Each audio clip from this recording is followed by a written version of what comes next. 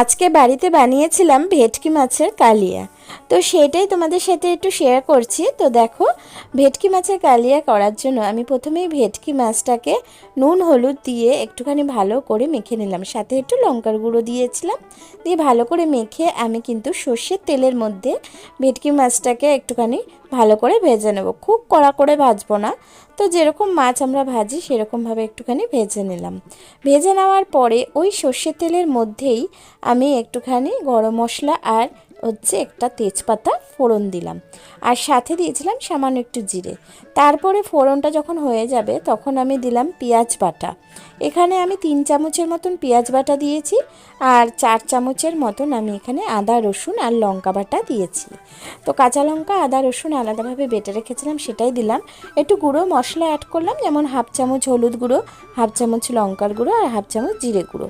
তারপরে একটুখানি টমেটো বাটা দিলাম। আমি একটা গোটা টমেটো নিয়েছিলাম, সেই গোটা টমেটোটাকে বেটে দিয়েছিলাম। এবার কিন্তু ভালো করে কষাতে হবে।